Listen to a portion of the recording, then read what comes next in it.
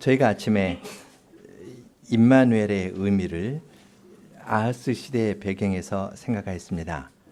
그런데 하나님께서는 임마누엘이라는 말로 하나님께서 자기 백성과 함께 하신다는 것을 이야기를 하는데, 자기 백성과 함께 하실 때에는 다윗과 맺은 언약이 있기 때문에 아하스가 두려워하는 두 나라 북이스라엘과 아람이 다윗의 집을 무너뜨리려 했을 때 주님께서 두 나라를 심판하시겠다 선하셨습니다. 하나님께서 함께 하시면서 그들에 대한 심판이니까 이것이 남유다에게는 복이 됩니다. 그렇지만 너희가 정녕 믿으면 굳게 설 것이다. 그 말은 믿지 않으면 설 수 없다는 말인데요. 믿지 않으면 설 수 없게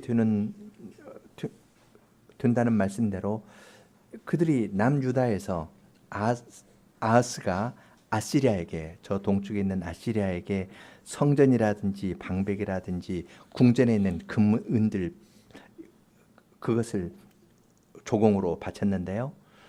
그렇게 믿지 않고 세상을 믿었을 때 하나님께서는 너희가 돈 내서 빌려온 면도칼로 너희 수염이 깎일 것이다. 너희가 부끄럽게 될 것이다. 그렇게 이야기를 하셨습니다. 아수르의 군대가 오는데 벌처럼 달려들어가지고 너희를 공격한다.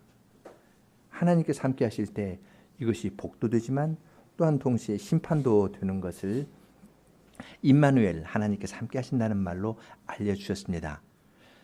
아하스가 믿지 않아도 하나님께서는 다윗 집에 대한 약속을 친히 이루실 것을 이야기를 하셨습니다.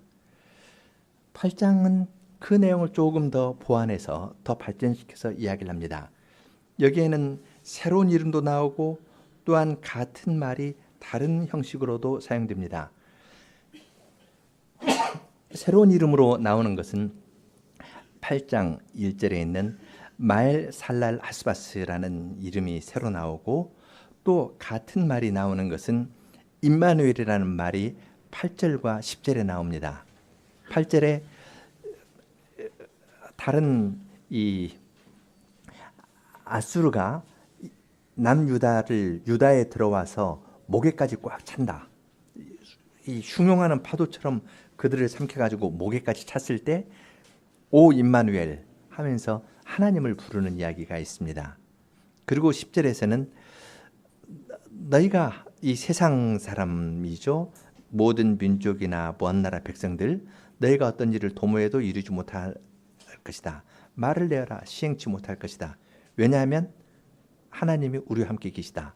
임마누엘이기 때문에 너희의 뜻대로 안 될 것이다. 그렇게 이야기합니다. 여기서는 임마누엘이라는 말이 두 번 나오는데, 한 번은 심판의 맥락에서 나오고 이것이 이스라엘에게는 구원이 되는 거죠. 하나님께 구원해 달라고 구하는 것이고, 그 하나님께서 세상을 심판하시면서 임마누엘이라는 말을 사용합니다. 그러니까 7장 14절에 임마누엘이라는 이 신비로운 아이에 관한 이야기는 8장 8절 10절에 있는 임마누엘이라는 같은 말하고 함께 붙여서 이해해야 된다는 것을 이런 데서 알 수 있습니다. 그리고 이제 이 당시의 역사적 배경에서 주셨기 때문에 마엘 살랄 하스바스라는 새로운 아이를 통해서 또 알려주시는 것이 있습니다. 지리적 배경을 생각하고 역사적 배경을 놓고 생각해야 된다 그랬죠. 지리적으로는 남유다가 있고 북이스라엘이 있고 그 다음에 아람이 있고 그 동쪽으로 아수르가 있다고 그랬습니다. 연대적으로는 이때가 735년입니다. 735년이고 아람이 멸망하고 갈릴리 사람들이 잡혀간 것이 732년입니다. 기원전 735년의 이야기인데 732년에 한번 사로잡혀가는 거 있고요. 그 다음에 722년에 북이스라엘이 끌려갑니다. 그리고 701년에 히스기야 때 아수르 군대가 예루살렘을 공격해서 이 목만 남겨둔 것처럼, 이사야 1장이 바로 그 배경입니다. 너희가 원두막 상징막처럼 예루살렘만 남고 다른 나라가 다 점령한 이야기가 이사야서 1장에 나오는데, 그때가 이제 701년 아수르가 공격했을 때인데요. 그 배경에서 지금 아수르가 와서 유다에까지 와가지고 유다 목까지 이렇게 꽉 찬 겁니다. 이럴 때 그들의 시도가 성공하지 못한다. 왜냐하면 임마누엘 때문이다. 그것이 이제 중요한 735년, 732년, 722년, 701년 이제 그 연도를 놓고 생각하면은 이 구절들을 조금 더 잘 알 수 있습니다. 이제 8장에 와서 하나님께서 큰 서판을 취해가지고 거기에 사람들이 달려가면서도 알 수 있게 마헬, 살렐, 하스, 바스 네 단어입니다. 네 단어로 쓰라고 이야기를 합니다. 그 말은 약탈물은 재빨리, 노략물은 잽싸게 이런 뜻입니다. 그러니까 잽싸게 노략에 간다는 말입니다. 뭐 다른 긴 이야기 없고요. 마헬, 살랄, 하스, 바스 그 네 단어만 큰 플랜카드처럼 써놓으라 했습니다. 그리고 제사장 우리아와 여베레기야의 아들 스가랴를 확실한 증인으로 세워서 이러한 일이 있었다는 것을 증언하도록 하였습니다. 지금 여기 제사장 우리아가 나오는데요. 제사장 우리아는 아하스 시대의 제사장인데 아하스가 아수르의 왕을 맞이하려고 다메섹에 갔다가 거기에서 다메섹 신전을 보고 이렇게 모양을 그려서 보내니까 그것을 왕이 오기 전에 그 신전의 모양을 따라서 새로운 제단을 만들어 가지고 여호와의 성전에 만들어 놨던 그러한 그 제사장입니다. 같은 시대고 제사장이고 우리하니까 뭐 동명이인일 수도 있겠지만 그러나 뭐 대부분의 성경 선생들이 같은 사람일 거라고 이야기합니다. 그렇게 조금 제사장의 직무를 떠난 사람인데 그 일에 있어서는 하나님께서 그 마엘살랄 하스바스라고 이야기를 하고 그 일에 대해서는 노략이 빨리 이루어지고 약탈이 급하게 이루어진다는 것을 증언하도록 했습니다. 아하스 밑에서 하는 그러한 왕도 그것도 부인할 수 없게 그렇게 한 겁니다. 그렇게 이야기를 듣고 이사야 선지자는 자기 아내에게 가까이 하였더니 임신하여서 아이를 낳고 그래서 아이를 낳았는데 하나님께서 또 그의 이름은 마헬 살랄 하스 바스 그렇게 이름을 지어라 하니까 이름을 그렇게 지었습니다. 이 선지자는 자녀 이름도요 스알 여숲이라고 지었다가 그건 좋은 이름일 수도 있습니다. 남자가 돌아온다 하니까. 그런데 지금 여기에서는 이 아이를 보면은 노략이 급하게 생길 거 그것을 생각나게 하는 그런 아이였습니다. 그런데 그 아이가 아빠, 엄마라고 부르는 것을 알기 전에 다메섹의 재물과 사마리아의 전리품이 아시리아 임금 앞으로 옮겨질 것이라 했습니다. 아이들이 태어나서 엄마, 아빠 하면 돌 좀 지나면 이렇게 할 텐데요. 지금 735년인데 아이를 낳고 그 다음에 자기 아내에게서 아이를 낳습니다. 자기 아내를 이야기할 때 여기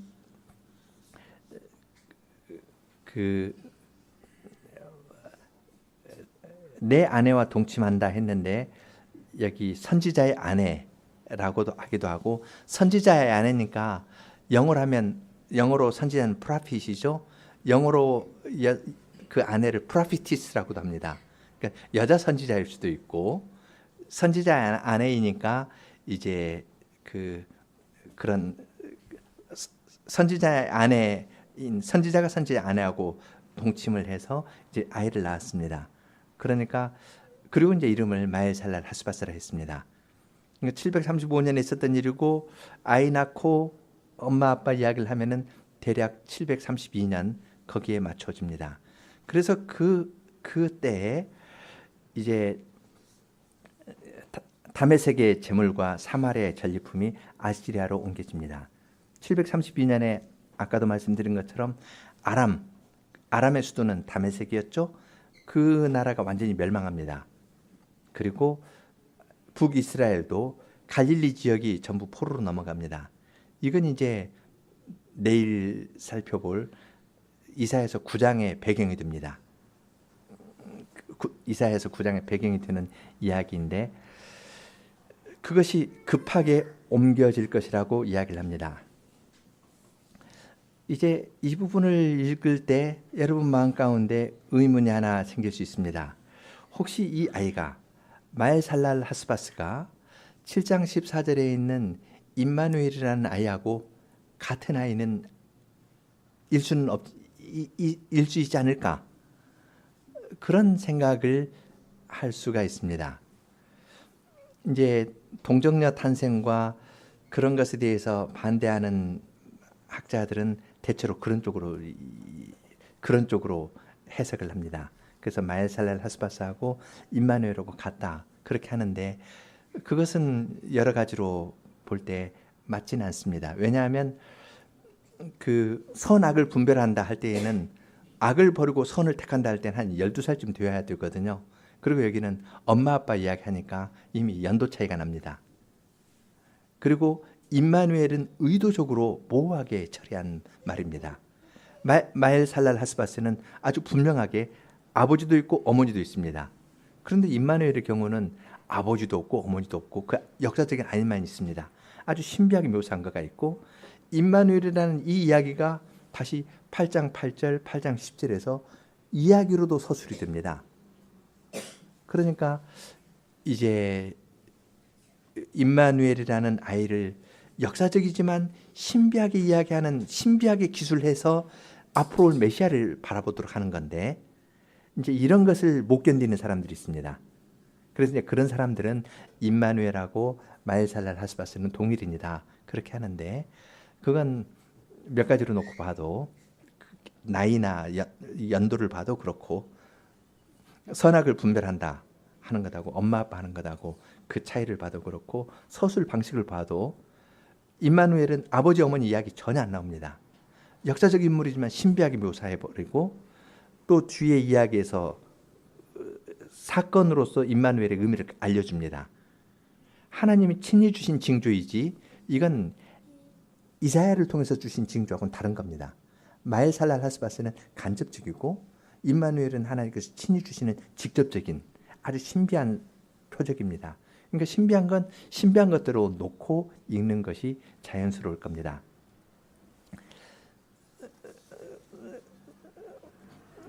마엘살랄 하스바스의 이야기가 있으니까 이제 하나님께서 말씀을 주시는 역사적인 정황이 더 잘 드러납니다. 732년에 있었던 아람의 멸망과 갈릴리 포로 사건도 이걸로 설명이 되고 그 다음에 임마누엘이라는 것으로는 722년으로 가면서 701년으로 이어지는 그런 흐름을 생각하면은 마엘살랄 하스바스라는 인물이 하나 더 있는 것이 이야기의 흐름하고도 훨씬 잘 맞습니다. 이제 마엘살랄 하스바스에 관해서 이야기한 다음에 임마누엘에 대해서 5절부터 10절에서 더 이야기합니다.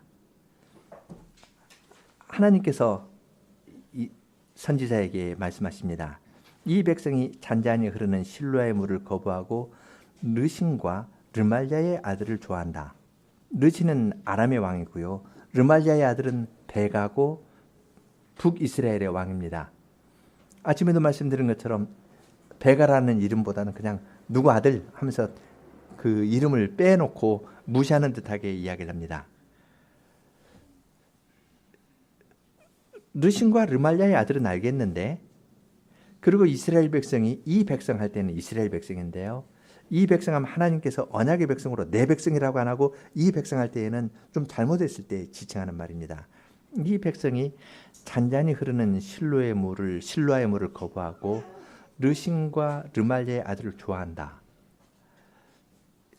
하나님의 성소에서 나오는 잔잔한 물, 예루살렘에 흐르는 잔잔한 물을 싫어하고 르신과 르말랴의 아들을 좋아한다 그랬습니다.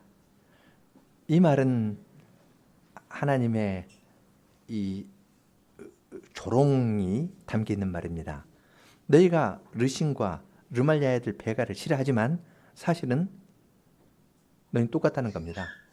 사실은 너 좋아한다는 겁니다. 르신과 르말랴의 아들처럼 강한 물, 세상의 세력을 좋아한다. 이 점에서는 너는 시온에 속한 백성답지 않고 세상 나라에 속한 백성답다고 이야기를 하는 겁니다. 르신과 르말리아들을 싫어하는 것 같지만 싸우려고 하지만 너는 그들과 같은 통속이다. 그렇게 이야기를 합니다. 그러면서 7절에서 하나님께서 선언하시는 것이 있습니다. 보라, 주님께서 세차고 넘치는 저 강물 곧 아시리아 왕과 그 모든 영광이 그들을 덮치게 하실 것이다. 수로마다 차오르고 둑마다 넘쳐서 유다까지 몰려와서 소용돌이치며 휩쓸고 그 목까지 차게 될 것이다. 그들이 세상을 좋아하니까 아수르와 같은 세상의 힘을 좋아했거든요. 그 아수르 사람들은 왕이 그 왕궁에서요 이 어린 사자를 키웠습니다. 고양이 키우는 것이 아니라. 그리고 아수르의 부조나 이런 걸 보면은 사자 사냥을 합니다. 그리고 아수르의 정문에 가면 그 문에 이슈타르 게이트라고 이슈타르 문이라는 데 있는데 거기 가면은 이 채색으로 채색 벽돌로 구운 사자가 이렇게 왕궁으로 쫙 갑니다. 그러니까 굉장히 강한 이 사자가 강한 짐승인데요. 왕위 위에 오르면 사자 사냥을 해가지고 사자를 죽이고 거기에서 뭐 술 부으면서 어떤 예식을 행합니다. 그럼 이 왕은 사자 위에 있다는 겁니다. 후세인이 자기 집에 저 관제에서 사자 키우고 그랬죠. 그것도 이제 자기가 아수르의 이런 전통을 받고 있다는 겁니다. 이런 굉장한 이 힘을 동물의 힘이나 군사적인 힘이나 경제적인 힘을 아주 의지하는 그런 나라인데 너희가 그런 것을 의지하니까 아수리에 돈 내고 조공 내서 오라 했거든요. 그러니까 그들이 그냥 물처럼 그들을 휩쓸어 간다고 이야기를 합니다.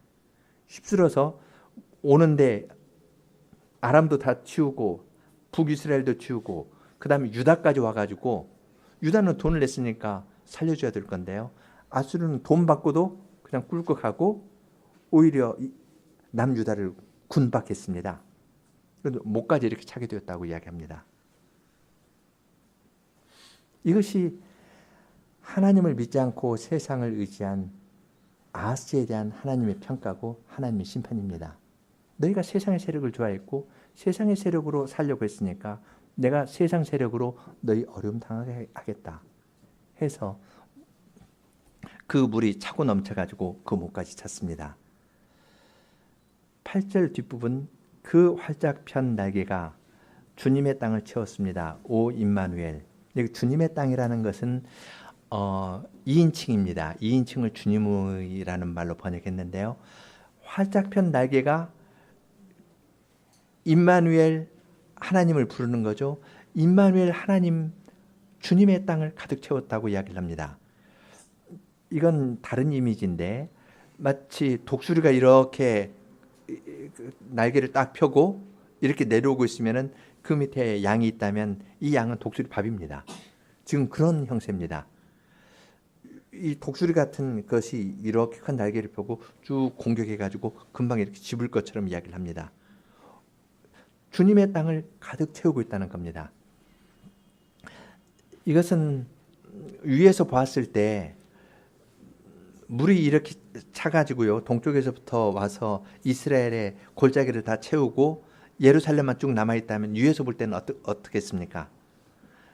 산들이 있고 골짜기에 물이 차 있으면은 이건 새가 꼭 날아다니는 것 같은 그러한 모습이겠죠. 물이 찼을 때 위에서 보면은 새가 날아간 날개를 펴고 있는 것하고 비슷한 모습일 겁니다. 그 모습이고 실질적으로는 이제 이 맹금류의 그러한 모양으로 우리를 공격했습니다. 그래서 주님의 땅에 지금 하나님께서 보내신 세차고 넘치는 저 물이 가득 차게 되었다고 이야기를 합니다. 그리고 오 임마누엘 하나님 구원해 주십시오. 이 땅은 지금 아수르 사람들이 와서 공격했지만 그 물은 하나님께서 보내신 물이고 임마누엘 주님의 땅을 가득 채우고 파괴하려고 하니까 하나님 임마누엘 하나님 하고 부르고 끝나는 겁니다. 하나님께서 그들을 구원해 주시기를 구하는 말이 여기에 담겨 있습니다. 거기에 대해서 구원하는 이야기가 9절 10절입니다. 민족들아 소리질러 보아라. 너희는 패망하리라. 너희 먼 나라들아 귀를 기울이고 허리를 동해라. 패망하고 말리라. 허리를 동해라. 패망하고 말려라. 계획들을 세워봐라. 깨어질 것이다. 너희 말을 내어봐라. 성사되지 못할 것이다. 이는 하나님이 우리와 함께 하시기 때문이다. 이는 임마누엘 이라는 말로 합니다. 9절 10절은 전쟁할 때의 모습입니다. 전쟁에 나가기 전에 그 군인들이 운동선수들이 시합하기 전에 함성 한번 지르고 가는 것처럼 군인들도 함성 지르고 와 하면서 나가는데 함성 질렀지만 패망하는 겁니다. 또 나가기 전에 지휘관의 말을 아주 집중해서 듣고 복창해가지고 지휘관의 말을 듣고 귀를 기울이고 허리를 동이고 나가는데 허리 동이고 나가지만 너희는 반드시 패망한다. 계획을 세워보지만 계획은 반드시 깨질 것이고 어떤 말을 이렇게 할 것이라고 말을 해도 이건 이루지 못할 거다라고 이야기합니다. 그 이유는 임마누엘 하나님이 우리와 함께 하시면서 그들을 막기 때문에 민족들 그리고 먼 나라 사람들이 와서 공격한다 하더라도 그것은 이루어지지 않을 것이라고 이야기를 합니다.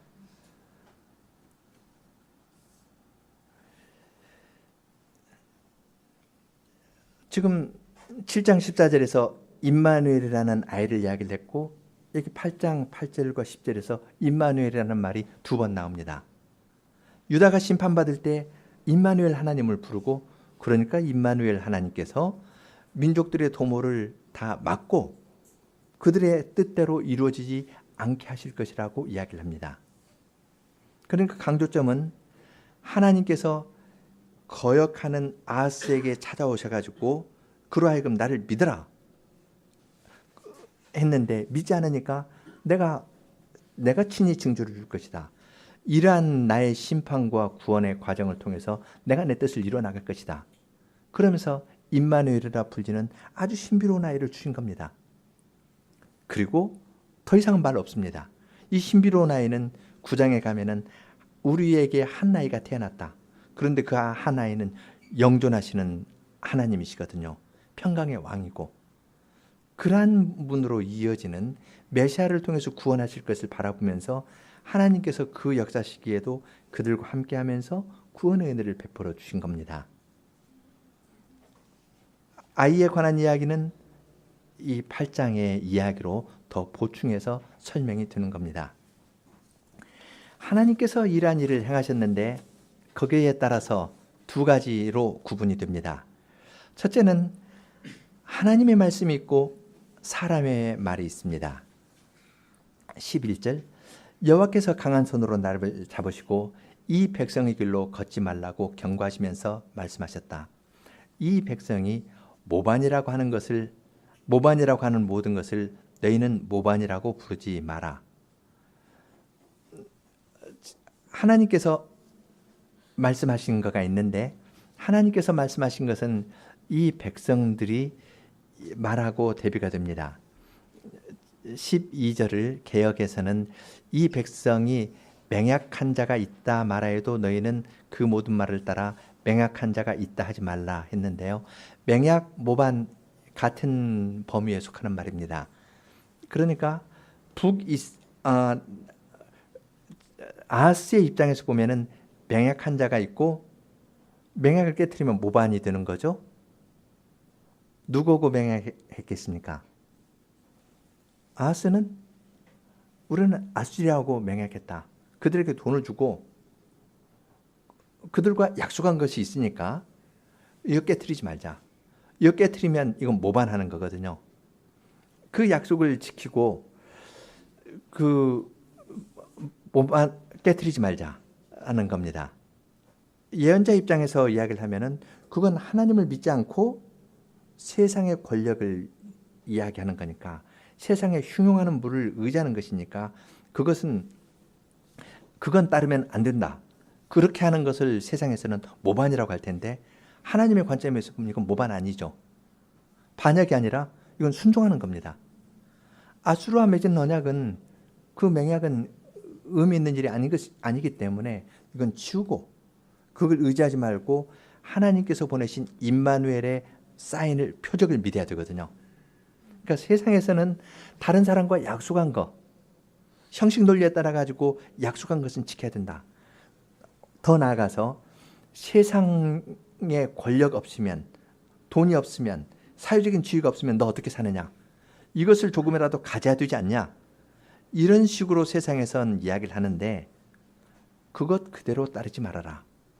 나를 주님께서는 세상 사람들이 맹약이라고 하든지 모반이라고 하든지 그런 것에 따라서 살지 말고 너는 나를 믿으라.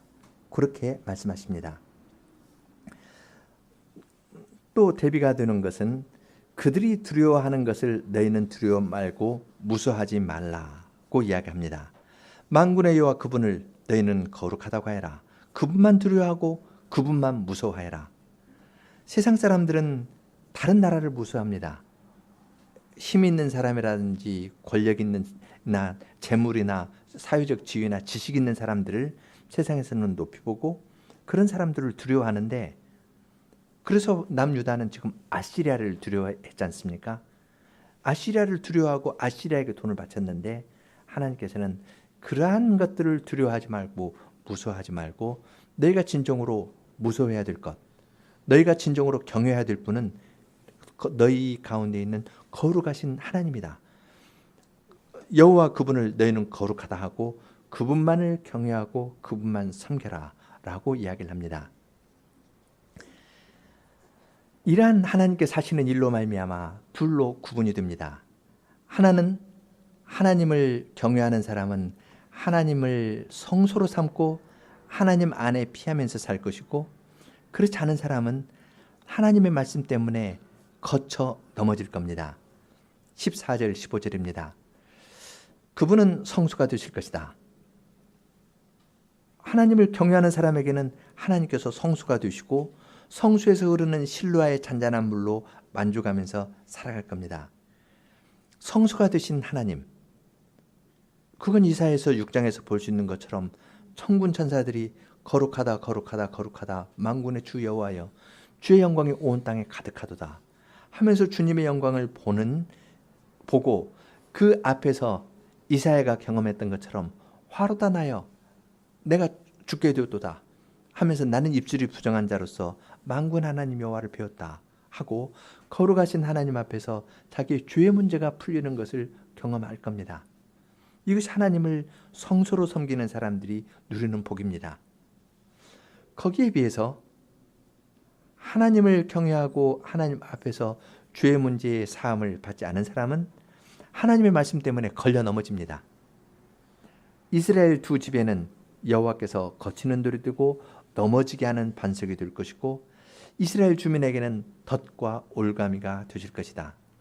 많은 사람이 그 반석에 걸려서 넘어지고 깨지고 걸려들어서 사로잡힐 것이다.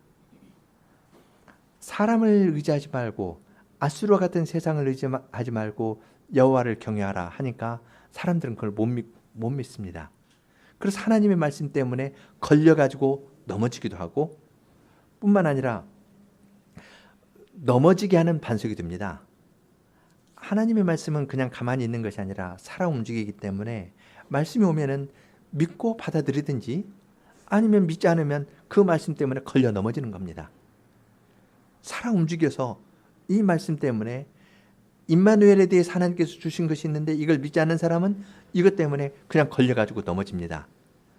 걸려 넘어져서 그냥 이 무릎 깨지는 정도에 그치는 것이 아니라 덫과 올무가 되어서 넘어졌는데 올무에 빠져가지고 탁 잡혀버리는 겁니다. 함정에 뚝 떨어지는 겁니다. 잡혀가지고 아수르로 그냥 끌려가는 겁니다. 그물에 걸려서 아수르에 끌려가는 자가 될 것이라고 이야기를 합니다. 하나님의 말씀은 생명의 말씀이어서 믿는 사람에게는 생명을 주지만 믿지 않은 사람에게는 사망이 된다는 것을 여기에서 볼 수 있습니다. 이 말씀은 모든 사람을 위한 것이 아닙니다. 구원은 모든 사람의 것이 아닙니다. 그래서 이 말씀을 주님께서는 이 증언을 묻고 나의 제자들 중에서 이 교훈을 임봉하라고 이야기를 합니다. 어떤 사람은 이것을 믿고 생명을 얻을 겁니다. 선지자의 제자 가운데 있는 사람들은 이 말씀을 믿고 이러한 정치적인 격변 가운데에서라도 북이스라엘과 아람이 연합해서 남유다를 공격하고 포로로 끌려가고 이 몇 차례 이런 격변이 있지만 이러한 데에서도 이 교훈을 의지하고 여기에서 임마누엘을 부르면서 아수르가 독수리처럼 이렇게 탁 이스라엘을 위에서 이렇게 공격하는 것처럼 보여도 오 임마누엘이여 주님의 땅에 물이 가득합니다 하면서 호소하면 하나님께서 구원해 주시는 겁니다. 이러한 것이 선지자의 제자들 가운데에는 알려져 있습니다. 그러나 그 밖의 사람들에게는 알려져 있지 않습니다. 지금도 마찬가지입니다. 주님의 교회 안에서는 세상을 의지하지 말고 예수 그리스도만 의지하라는 이 신실한 복음이 선포될 때 여기에서 이 복음이 주님의 백성들 안에는 공개되어 있습니다. 그러나 주님의 참된 교회 밖에는 이러한 복음이 가려져 있는 겁니다. 이러한 교훈을 받은 이사야는 나는 여호와를 기다릴 것이다. 야곱 집에서 얼굴을 돌리신 분에게 나는 소망을 줄 것이다. 보라, 나와 여호와께서 주신 자녀들이 시온에 가시는 만군의 여호와께서 이스라엘에게 세우신 표적과 징조다고 이야기를 합니다. 하나님께서 말씀을 주셨고 그걸 인봉해서 주셨기 때문에 거기에 더 이상 가감하는 것도 없습니다. 하나님의 말씀이라고 도장 꽉 찍어가지고 주셨거든요. 그러면 하나님의 교회에서는 그것을 그대로 받고 하나님께서 친히 약속하신 임마누엘의 예언을 이루시기를 기다리면서 나아가는 겁니다. 하나님께서 지금은 야곱의 집에서 얼굴을 돌리신 것처럼 보이지만 그분이 다시 얼굴을 우리에게 돌리셔서 주님의 환한 얼굴빛을 우리에게 돌려주실 것을 기다리면서 거기에 소망을 둡니다. 그리고 하나님께서 나에게 주신 자녀들이 시온에 거하는 만군의 여호와께서 이스라엘에게 세우신 표적과 징조라고 이야기합니다. 이사야는 아이를 가졌는데 스알야숲 남은 자가 돌아올 것이다. 그것도 징조였고요.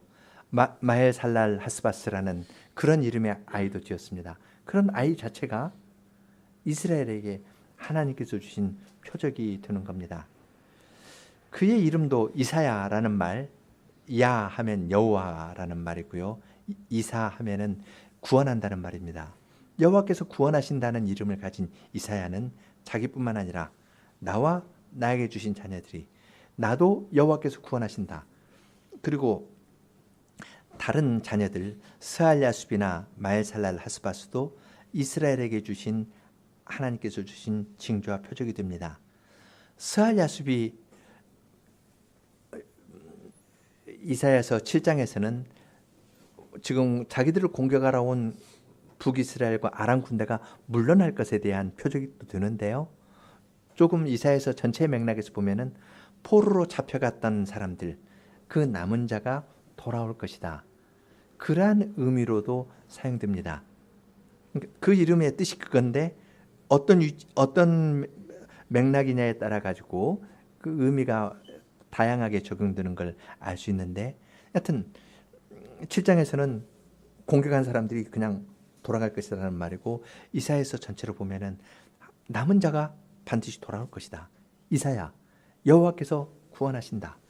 비록 노략이 신속하지만 그러나 하나님께서 자기 백성을 구원하실 것에 대해서 이사야는 확신을 가졌습니다. 하나님께서 이사야에게 주신 이 말씀에서 우리들이 생각할 것들이 있습니다. 지금 이사야서 8장에 있는 이 말은 여러분 바다가 흉용하고 요동한다는 말을 들을 때 열방이 환호한다는 말을 들을 때 여러분 마음 가운데 시편 46편이 떠오를 겁니다.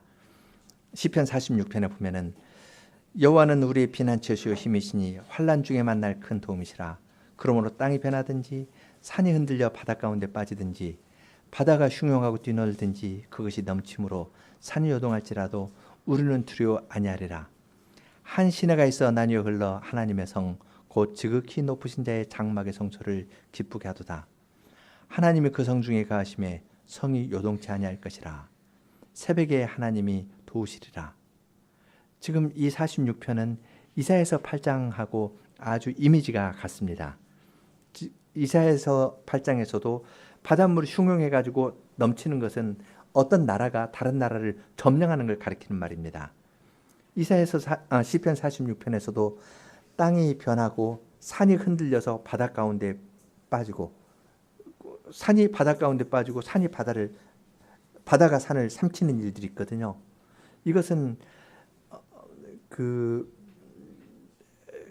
한 나라가 한 제국이 다른 제국을 점령해 가지고 완전히 싹쓸이하는 것을 표현하는 말입니다. 물이 홍수가 한번 지나가면 건질 것이 별로 없잖아요. 그런 것처럼 어떤 제국이 다른 나라를 점령하면은 완전히 사람 죽이고 불사르고 해서 싹 치워버립니다. 그 이미지입니다. 그러한 일이 있지만 하나님의 성에는 지극히 높으신 자의 장막의 성소에는 한 시내가 흐르고 있다. 실로아의 잔잔한 물로 주님께서 주님의 백성에게 평안을 주시고 모든 두려움에서부터 풀어주신다고 이야기를 합니다. 이러한 말씀은 이사야서 8장에 있는 두 가지 말하고 대비가 됩니다. 하나는 하나님의 말씀이 있고 세상 사람은 모반의 말 혹은 우리가 약속했으니까 이걸 지켜야 한다. 그리고 자기들 말에 따르지 않으면 이 비판하거나 은근히 이렇게 자기들 모임에서 제외시키거나 요즘 하는 말로 왕따시키거나 그런 일들이 있으면 그런 일 당하면 사람이 이 정서적으로도 어려움을 겪는 경우들이 있는데 그러한 때 하나님께서는 주님의 백성에게 너희는 세상의 그러한 물을 좋아하지 말고 세상의 그러한 말을 의지하지 말고 그렇게 하면은 르신과 르말리아의 아들을 좋아하는 것하고 똑같은 겁니다. 세상의 물을 좋아하지 말고 하나님의 성전에서 흐르는 잔잔한 물로 만족하라. 그렇게 말씀하시고 그 말씀으로 우리에게 평안을 주시는 겁니다. 아무리 세상이 요동하고 덤빌 듯이 삼킬 듯이 온다 하더라도 하나님께서 한마디 하시면 모든 소요는 잠잠케 되는 것이니까 하나님의 말씀을 의지하고 세상을 의지하지 말고 가라고 이야기를 합니다. 주님을 보면서 우리들로 하여금 평안함을 누리게 합니다. 주님을 보면서 평안을 누리게 한다 했는데 이것은 이사야서 8장에 하나님께서 거치는 돌과 넘어지게 하는 돌이 된다는 이 말씀하고 연결이 됩니다.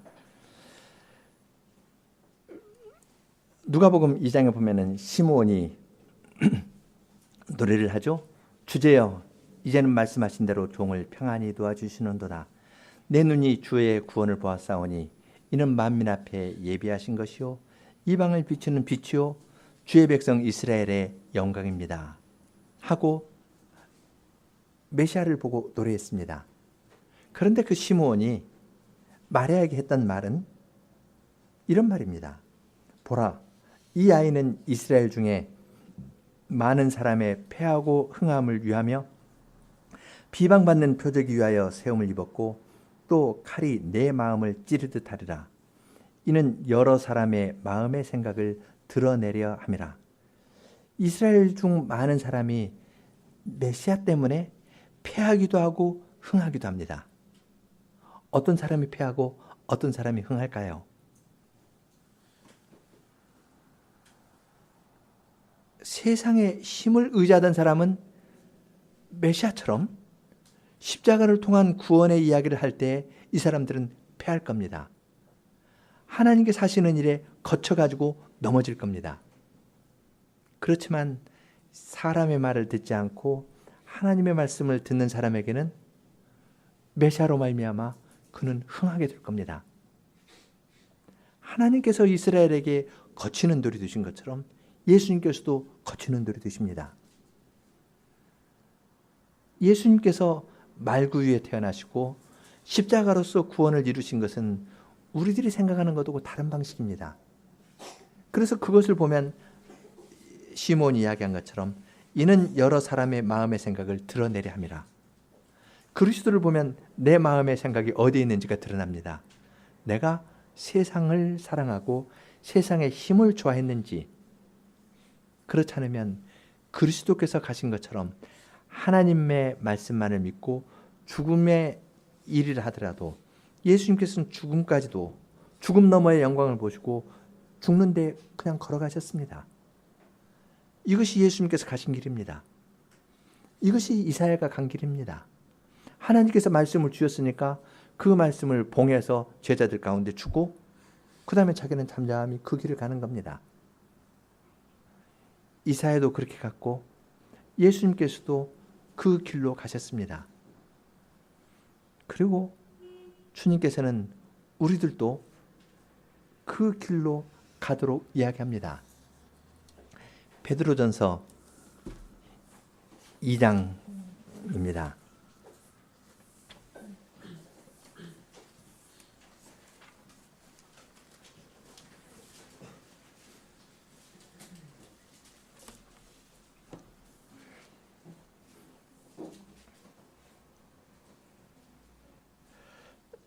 이 장 4절부터 보겠습니다. 사람에게는 버림바가 되었으나 하나님께는 택하심을 입은 보배로운 산돌이신 예수에게 나와, 지금 사람에게는 버림을 받았지만 하나님께는 택하심을 입었습니다.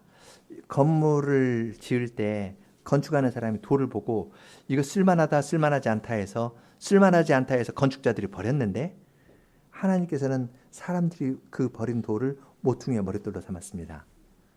세상의 사람들은 적어도 이스라엘의 왕이 되려면 외적으로 이러한 것이 있어야 된다고 생각했는데, 예수님께서는 말구 위에 태어나시고 십자가에 죽는 돌아가시는 방식으로 구원을 이루었습니다.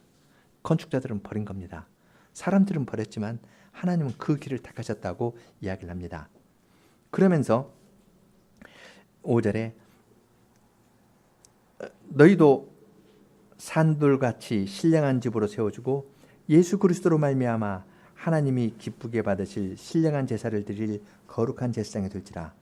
경에 기록하였으되 보라, 내가 택한 보배롭고 요긴한 모퉁이 돌을 시온에 두노니 저를 믿는 자는 부끄러움을 당치 아니하리라 하였으니, 그러므로 믿는 자에게는 보배이나 믿지 아니하는 자에게는 건축자의 버린 그 돌이 모퉁이의 머릿돌이 되고 또한 부딪히는 돌과 거치는 반석이 되었다. 부딪히는 돌과 거치는 반석이 되었다는 말은 이사야서 8장 14절 인용하는 겁니다. 저희가 말씀을 순종치 아니함으로 넘어지나니 이는 저희를 이렇게 정하신 것이라. 오직 너희는 택하신 족속이요 왕같은 제사장이요 거룩한 나라요 그의 소유된 백성이니, 이는 너희를 어두운 데서 불러내어 그의 기이한 빛에 들어가게 하신 자의 아름다운 덕을 선전하게 하려 하심이라. 오직 너희는 택하신 족속이라 했습니다.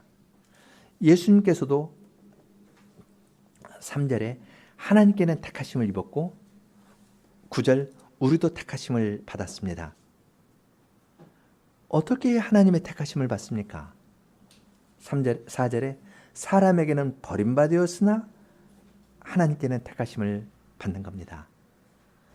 하나님께 택함을 받았다는 것은 하나님의 말씀을 듣고 하나님께서 정하신 그 길로 가니까 세상에서는 사람에게는 버림을 받는다는 걸 뜻합니다.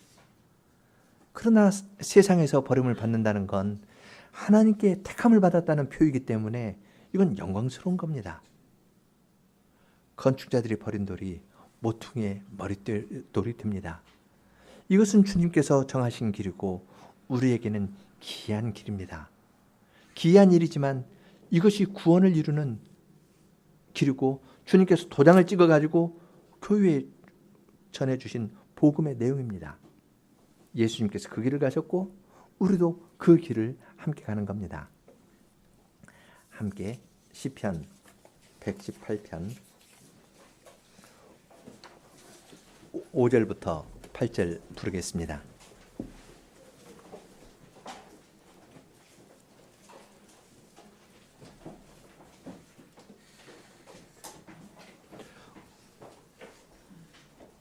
5절 함께, 6절 여성 간주하고 7절 남성 8절 하겠습니다. 5, 6 간주 7, 8절입니다.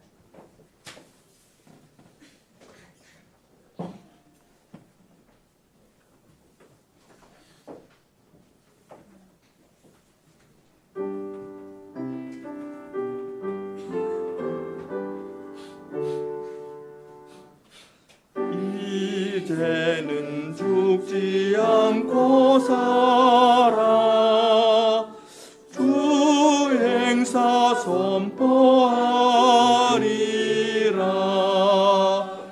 주님은 어미 징계해도 죽음에 넘기지 않네.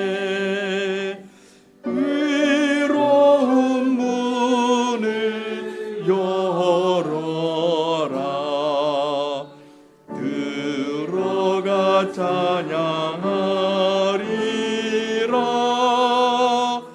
여호와 주의 문이로다. 의인들 들어가도다. 내 기도 들어주신 주님, 구원의 주를 찬송해. 건축 자들이 노린 노래, 모든이 머리 돌렸네. 주께서 행하는 일들이 사르르 길어오나. 주께서 정하신 이 날에 기쁜 웃을 영화하자.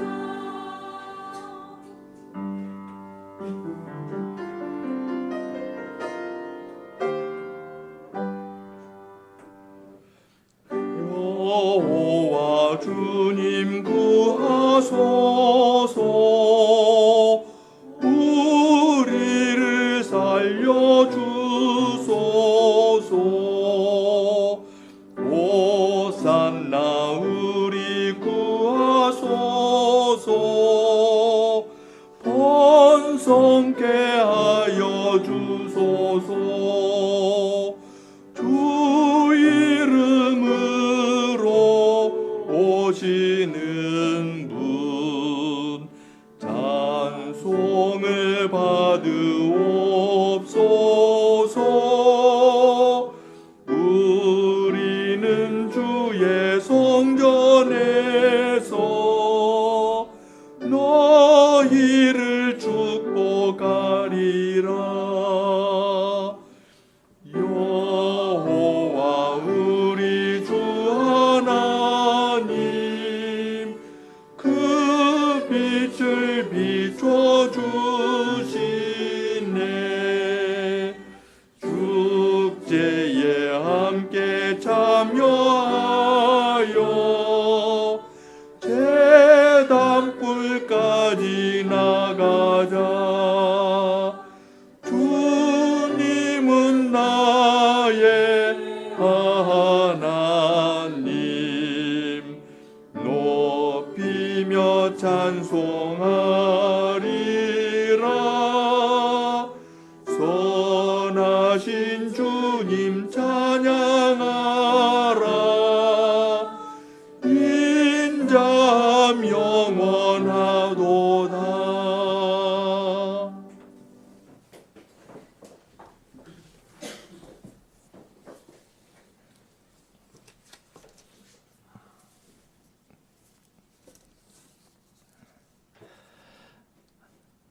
거룩하신 주님, 저희들이 이렇게 주님 앞에 나와 주님의 말씀을 때때로 듣지 아니하면 저희는 저희 생각에 사로잡혀서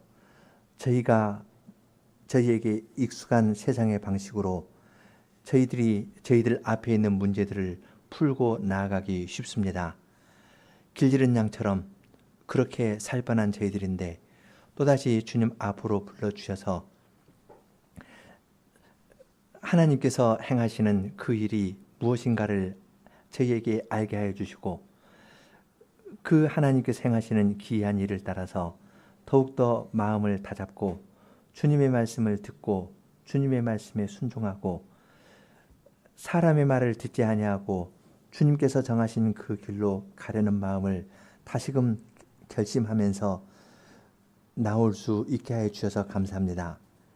이것은 새로운 일이 아니라 옛적부터 이스라엘 백성들에게 세상의 힘을 의지하지 말고 주님의 말씀을 의지하라고 하면서 역사의 현실에서 가르쳐 주신 것이고 임마누엘의 예언을 하면서 가르쳐 주신 것이고 무엇보다도 임마누엘로 오신 예수님께서 십자가의 길을 가시면서 사람과 전혀 다른 방식으로 사람에게는 버림을 받았지만 하나님께로는 택하심을 받은 자로서 그 길을 걸어가신 그 일을 주님의 말씀을 통하여 저희들에게 알려주시고 저희들도 주님과 연합하여서 이 길을 가게 해주시니 감사합니다. 저희로 하여금 이러한 말씀을 늘 읊조리고 묵상하면서 주님을 의지하면서 한 걸음 한 걸음 이 나그네 길을 걸어가도록 저희를 인도하여 주시옵소서. 예수님 이름으로 기도합니다. 아멘.